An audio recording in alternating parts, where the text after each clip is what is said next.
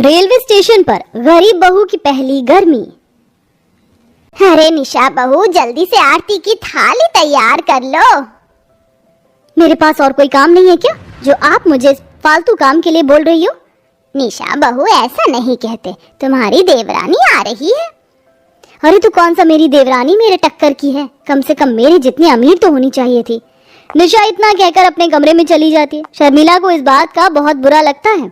आखिर क्या हो गया है बड़ी बहू को, अभी से ऐसा कर रही है? कोई बात नहीं शर्मिला, तुम कोई काम मत करो। सुनो पारुल, तुम ही जाकर आरती की थाली तैयार कर दो। ठीक है पिताजी, मैं अभी जाकर आरती की थाली तैयार करके लाती हूँ। पारुल आरती की थाली तैयार करके ले आती है, जिसके बाद शर्मिला अपनी नई नवेली बहू का बहुत अच्छे से स्वागत करती है। हाँ जाओ बहू, इस घर में तुम्हारा स्वागत है, बाहर बहुत गर्मी है। सलोनी अपनी सास के घर में एसी वाले कमरे में आकर बैठ जाती है। माँ जी, जेठानी जी कहीं दिखाई नहीं दे रही। अभी आती ही होगी, मैं तुम्हारे लिए कुछ खाने के लिए लेकर आती हूँ। शर्मिला अपनी नई बहू के लिए खाना लेकर आती है। इस तरह सलोनी कुछ खाने के बाद अपने कमरे में आराम करने जाती है। अगले दिन सलोनी समय पर उठती है और सभी के लिए नाश्ता बनाकर खाने की टेबल पर लगा देती है। ओह माय गॉड, ये क्या रखा है? यहाँ पर इतना ऑयली खाना कौन खाता है? तभी सलोनी नाश्ते की टेबल पर पुदीने से बनी हुई चटनी लेकर आती है। व्हाट रबिश, अब ये सब क्या है? ये पुदीने की चटनी है, पराठे के साथ अच्छी लगती है। कितने लो क्लास की हो तुम। इस घर में भूखमरी नहीं है जो तुम ऐसा गरीबों वाला खाना बना रही हो। जाओ मेरे लिए जूस बनाकर लेकर आओ। निशा का ये बर्ताव सलोनी को थोड़ा अजीब सा लगता है, लेकिन फिर भी वो चुपचाप अपनी जेठानी की बात मानकर उसके लिए जूस बनाकर लाती है। उसी वक्त नाश्ते की टेबल पर सभी लोग सलोनी को शगुन और तोहफे दे रहे होते हैं। आते ही मेरा प्यार और ये तोहफे मुझसे छीन लिए। मुझे तो लगता है आने वाले समय में ये मुझसे घर भी छीन लेगी। तभी शर्मिला कहती है, मैं ये सोच रही थी कि ऊपर वाला पूरा फ्लोर अपनी छोटी बहू के लिए ही बनवा दो। इस घर पर सिर्फ और सिर्फ मेरा ही हक है और ये घर मेरा ही रहेगा। मैं इस घर का एक तिनका भी नहीं दूंगी किसी को। निशा इतना सोचते ही खाने की टेबल पर बना खाना खाकर अपने कमरे में चली जाती है। लेकिन उस दिन से निशा किसी न किसी तरह प्रॉपर्टी के पेपरों को अपने नाम करवाने में लग जाती है। सुनिए जी, ये प्रॉपर्टी हमारी हो जाएगी तो हमारे पास पैसा ही पैसा होगा। घर के कर्ता धर्ता आप हैं और बंटवारा दोनों बेटों में क्यों हो? वैसे तुम सही बोल रही हो, मैं बड़ा बेटा हूँ और सब चीजों पर मेरा ही अधिकार होना चाहिए। इस तरह निशा और तुषार दोनों किसी न किसी तरह से प्रॉपर्टी के सारे कागज अपने नाम करवा लेते हैं। एक दिन शर्मिला अपने पैसों से सलोनी के लिए प्यारी सी साड़ी लेकर आती है। सलोनी, सलोनी, कहाँ हो? जरा यहाँ पर आना। जी माँ जी, आपने मुझे बुलाया? मैं तुम्हारे लिए ये साड़ी लेकर आई हूँ, बताओ जरा कैसी लग रही है तुम्हें? अरे वाह माँ जी, ये तो बहुत सुंदर और बहुत प्यारी है। ये आपने कहाँ से ली? तभी वहाँ पर निशा आ जाती है और सलोनी के हाथों से साड़ी छीन लेती है। जरा इधर तो दिखाना, मैं भी तो देखूं कैसी साड़ी लेकर आई है मेरी सासू माँ। अरे माँ जी, आपको जरा भी शर्म नहीं आई? सिर्फ एक ही साड़ी लेकर आई हूँ। मैं क्या घर के अंदर मर गई हूँ? अरे बहू मरे तुम्हारे दुश्मन, ये तुम कैसी बातें कर रही हो? ऐसी बातें भला तुम्हें शोभा देती हैं क्या? आप इतना बड़ा दोगलापन कर रही हो, आपको शोभा देता है क्या? मुझे तो पता ही था कि आप मुझे प्यार ही नहीं करती, इसलिए आप सारा प्यार सलोनी को ही देती हो। तुम्हें जो समझना है समझ लो, वैसे भी तुम्हें किसी चीज की कमी थोड़ी है। तुम तो इतने अमीर परिवार से हो, कमी तो मेरी बहू सलोनी को है, तभी मैं उसके लिए लेकर आई हूँ। तुम्हारे अलमारी में तो इतने हजारों रुपए की साड़ियाँ पड़ी हैं जिन्हें तुमने आज तक पहना ही नहीं। अच्छा, तो ये बात है। आप लोग मेरी हर एक छोटी छोटी चीजों पर इतना ध्यान देती हो, ये अच्छी बात नहीं लगी? आप लोगों को तो इस घर के अंदर होना ही नहीं चाहिए। वो तो तरस खाकर मैंने तुम्हें इस घर के अंदर रहने दिया, लेकिन अब बहुत हुआ। इतनी बेइज्जती मैं नहीं सह सकती। आप सब अभी के अभी इस घर से निकल जाओ। क्यों, ये घर तुम्हारा है क्या? ये घर मेरा है, मैं क्यों अपने घर से जाऊं? भाभी, लोगों को अमीर होने का घमंड होता है, लेकिन आपके अंदर तो कुछ ज्यादा ही है। देखो तो सही, कैसे कैंची की तरह जुबान निकलने लगी है माँ और बेटी की। अभी तुम्हें दिखाती हूँ। निशा प्रॉपर्टी के पेपर लाकर घर के सभी लोगों को दिखा देती है। ये कैसे हो सकता है? तुमने ये कैसे किया? जैसे सब करते हैं बिल्कुल वैसे ही किया।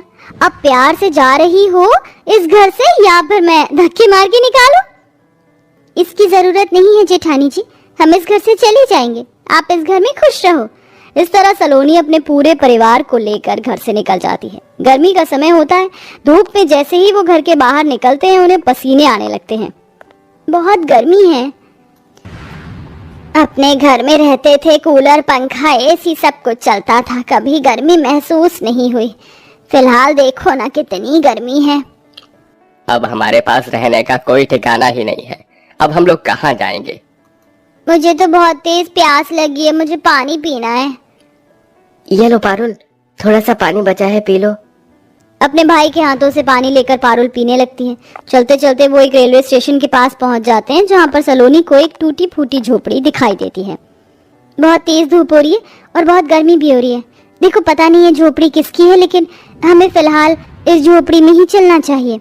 सलोनी पूरे परिवार को रेलवे स्टेशन की झोपड़ी के अंदर ले आती है जहां वह धूप से बच जाते हैं। बहुत पसीना आ रहा है। सही कहा, गर्मी हो ही इतनी रही है, क्या कर सकते हैं। इधर पूरा परिवार झोपड़ी के अंदर गर्मी से मर रहा था तो उधर निशा पूरे घर में अपना राज करके आराम से ऐसे ही हवा में सो रही थी। बड़ी बहू लालची है, ये तो मुझे पता था, लेकिन वो हमारे साथ अपने लालच में आकर इतना बड़ा विश्वासघात करेगी ये मैंने कभी नहीं सोचा था। उन्हें जो करना था उन्होंने कर दिया, अब हमें आगे का सोचना चाहिए। ऐसे ही वह गर्मी में रहने लगे। तो आपको ये कहानी कैसी लगी हमें कमेंट पे ज़रूर बताएं। गर्मी और गरीब बहू का एक कमरे का ससुराल। उफ़ माँ, कितनी गर्मी लग रही है। इस मरे हुए पंखे को निकालकर पापा से बोल दो कि एक अच्छा सा बढ़िया कूलर ले आए जिससे ठंडी ठंडी हवा लगे, रात को सोया भी नहीं जाता। बेटा, तेरे पापा कोई अंबानी की औलाद या नौकरी वाले नहीं है जो तेरे सपनों को पूरा कर सके। बेचारे बैलगाड़ी चलाकर 40-50 रुपए कमाते हैं जिसमें घर भी चलता है, तेरे खाने की चटोरी चीज भी आती है। ऐसे में कहाँ से महंगा कूलर आएगा। माँ, ऐसी इमोशनल टेढ़ी मेढ़ी बात क्यों करती हो जिससे मैं कुछ जवाब भी न दे सकूं? तू इसलिए जवाब नहीं दे सकती क्योंकि तू जानती है कि तेरे पापा कितनी गरीबी में इस घर को चला रहे हैं। ये नहीं पता तेरे माँ बाप कैसे गर्मी में रह रहे हैं, कैसे वो बाहर काम कर रहे हैं, कैसे मैं चूल्हे पर बैठकर तेरे लिए रोटियां बनाती रहती हूँ। बस माँ, कितना सुनाओगी मुझे? पता है मैं थोड़ी सी आलसी और जिद्दी हूँ। काश मैंने थोड़ी बहुत पढ़ाई की होती तो आज नौकरी करके आप दोनों को पैसा लाकर बहुत खुश रखती, पर वो तो होने से रहा। पर जहाँ भी मेरी शादी होगी ना माँ, वहाँ मैं बहुत अच्छे से रहूंगी। ऐसे ही जगह मेरी शादी करना, गरीबी में मत कर देना। पहले हमारे जैसे गरीब फकीरों के यहाँ अच्छा रिश्ता तो आए तेरे लिए, तभी तो हो। अरे चिंता मत करो अंजना, हमारी बेटी की शादी अच्छे घर में ही होगी। ये कहकर अंजना चावल चुनने लगती है। 2 दिन बाद वो पंडित से कहकर अपनी बेटी के लिए रिश्ते मांगती है। महीना बीत जाता है पर कोई भी अच्छा रिश्ता नहीं मिलता। सब उससे दहेज की मांग करते हैं जो अंजना देने में असमर्थ होती है। फिर एक दिन, अरे अंजना जी, आप यहाँ देखिए, आपकी बेटी के लिए कोई अमीर रिश्ता तो नहीं मिला पर एक बहुत अच्छे परिवार से रिश्ता आया है। बस ये बात है कि वो गरीब हैं और आपसे दहेज में कुछ लेंगे भी नहीं। मंजूर है तो बताइए, आगे बात करूं? क्या सच में पंडित जी पैसे नहीं देने पड़ेंगे? अगर ऐसा है तो आप रिश्ते की बात आगे चला दीजिए। वैसे भी कुंवारी लड़की को ज्यादा समय तक घर में नहीं रखना चाहिए। ठीक है, जैसी आपकी इच्छा। राधे राधे। कुछ ही समय में सुनीता अपने अरमानों की डोली लिए अपने ससुराल पहुंचती है, जहां गृह प्रवेश करते ही वो कच्चा मकान देखकर कहती है, माँ जी, क्या ये हमारा घर है? बहुत छोटा नहीं है? और कमरा कहाँ है? रसोई के बर्तन भी नहीं है यहाँ पर? वो बहू, हमारा एक यही छोटा सा घर है जिसमें सिर्फ एक ही कमरा है और इन सब में अब से हम 5 जने रहेंगे। तो मैं, हम दोनों के पति और मेरी बेटी इंदु। वो रहा तेरा बिस्तर, वहाँ आराम कर।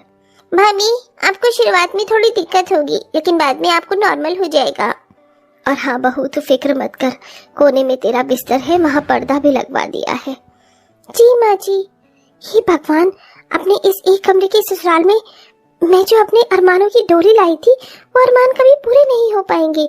सोचा था मैं गरीब हूँ तो क्या हुआ, लेकिन ससुराल अमीर मिलेगा, लेकिन यहाँ तो मेरे घर से भी ज्यादा बदतर हालत है।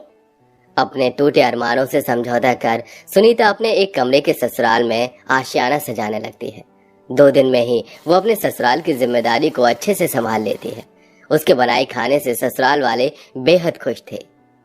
अरे वाह बहू, तूने बहुत बढ़िया खाना बनाया है। माफ करना बेटी, हम बहुत गरीब हैं। शगुन में देने के लिए सोना चांदी नहीं है, पर ये चांदी का सिक्का है जो दिवाली के समय लक्ष्मी पूजन में निकाला जाता है। अब से तू इसे अपने पास रख। शुक्रिया पापा जी, मेरे लिए यही बहुत है। सुनीता, तुम्हें इस घर में कोई तकलीफ तो नहीं हो रही ना? होती है राघव जी, बहुत तकलीफ होती है, और चूल्हे पर खाना बनाना बहुत मुश्किल है इस गर्मी में। काश आप एक कूलर ला पाते। क्या हुआ, तुम कुछ कहना चाहती थी, कह नहीं पा रही हो? जी कुछ नहीं। सुबह से शाम हो जाती है, सुनीता इस एक कमरे के कोने की रसोई में चूल्हे पर खाना बनाती है, जिससे बहुत ज्यादा गर्मी लगती है। ऊपर से एक ही कमरे में सारे ससुराल वाले रहते थे, इस वजह से और गर्मी का तापमान दुगना लग रहा था। हे भगवान, देखो तो सही कैसे पसीना आ रहा है मुझसे। तो ये गर्मी काटे ही नहीं कट रही। अब किस मुंह से कहूँ इन लोगों को से कि एक कूलर ही लगा दो। अरे बहू, रोटी जल गई, कहाँ ध्यान है तेरा। सॉरी माँ जी, वो गलती से हो गया। सुनीता उस रोटी को हटाकर दोबारा रोटी बनाती है। जैसे तैसे गर्मी में परेशान होकर सुनीता खाना बना देती है, पर रात को गर्मी से उसे नींद ही नहीं आती। ऊपर से मच्छर परेशान करने लगते हैं, जिन्हें वो मारने के लिए ताली बजाती है। ओहो, इन मच्छरों की तो ऐसी की तैसी, ये तो मुझे सोने ही नहीं दे रहे। और मेरे पति को देखो कितने आराम से सो रहे हैं। राघव जी, आप इतनी गर्मी में कैसे सो सकते हैं? एक तो हमारा बिस्तर भी कोने में है, यहाँ पर कोई पंखा कूलर भी नहीं। प्लीज कोई पंखा कूलर ले आइए। अरे यार, क्यों परेशान कर रही हो? बहुत नींद आ रही है, सो जाओ, अभी पैसे नहीं है। हे भगवान, क्या मैं इसी तरह परेशान रहूंगी गर्मी से अपने ससुराल में? यहाँ भी एक पंखा है इस एक कमरे में, और वहाँ पर भी माँ जी पापा जी सो रहे हैं। गर्मी से परेशान होकर सुनीता जैसे तैसे सो जाती है। अगले दिन गली में कुल्फी वाला आता है, जिसे देख सुनीता का खाने का मन करता है। क्या करूं, इतनी गर्मी में मुझे कुल्फी खाने का मन कर रहा है, पर मेरे पास तो पैसे भी नहीं है। माँ जी से मांगू? सुनीता सास से कुल्फी के लिए पैसे मांगते हैं, जो कि उसके पास होते नहीं हैं। ओहो, इन पर मेरी किसी भी गर्मी का कोई इलाज ही नहीं है। वहाँ देखो, ननद कैसे कुल्फी चूस चूस कर खाई जा रही है। गर्मी में सिर्फ सुनीता ही नहीं, एक कमरे में रहने वाले बाकी लोग भी गर्मी से बहुत परेशान थे। अरे भगवान, इतनी तेज गर्मी कैसे हो रही है? रोज रोज निर्मला, अरे जरा हाथ वाले पंखे से थोड़ी हवा कर दो, और कोई शरबत भी बना लो जिससे थोड़ी ठंडक पहुंचे। पर इतने में सुनीता नींबू का शरबत बनाकर सबके लिए ले आती है। अरे बहू, तू तो मेरे मुंह से निकलते ही नींबू पानी बना कर ले आई। क्या करूं पापा जी, मेरा ससुराल एक कमरे का बना है, इसीलिए कोने में हम सब हैं, और हमारी रसोई भी तो यही है। मैंने सुन लिया और नींबू बचे थे तो मैं नींबू पानी बना कर ले आई। ऐसा नहीं हो सकता कि हम कूलर लगा लें, बहुत गर्मी लगती है। बहू, गर्मी में कूलर बहुत ज्यादा महंगे हैं इस वक्त, और पैसे का ठिकाना कहीं से नहीं है। मैंने रात को राघव से बात की थी, वो नई जगह पर लगा है, उसे 2 महीने से पहले पैसे नहीं मिलेंगे। हाँ बहू, 2 दिन बाद खाना खाने के लिए तरसना पड़ेगा। माँ जी, ऐसे तो हमारा बहुत बुरा हाल हो जाएगा। हाँ भाभी, पर इस गर्मी की मार झेलने के अलावा और हम कर भी क्या सकते हैं? 2-4 दिन बाद गर्मी से सबका हाल बुरा हो जाता है।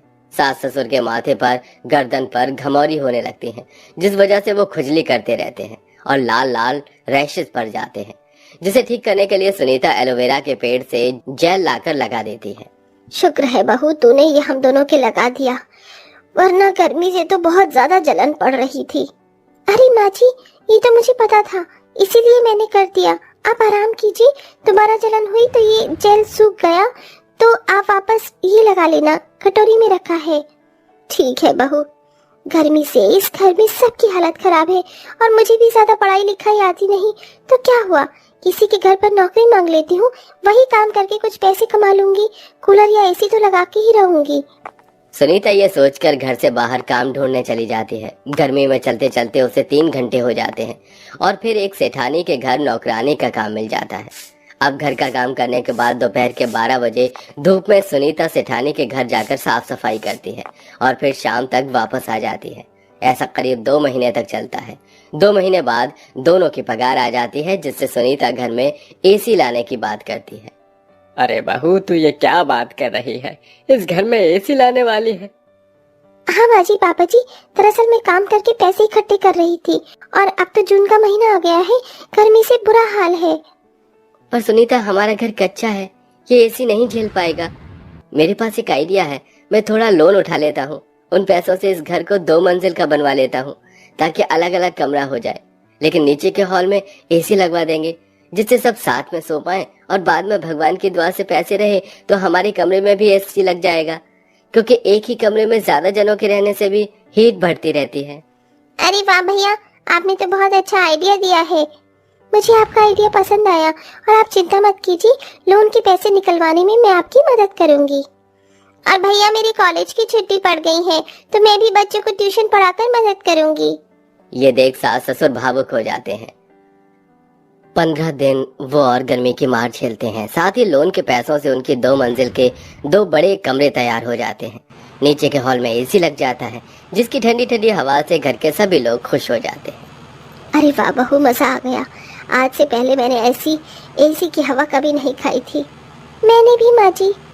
शुक्रिया बहू, तुम मेरे बेटे का सहारा बनी हो तो इस घर में एसी आ गया और ये कच्चा घर भी पक्के घर में बदल गया, वरना कभी हो ही नहीं पाता।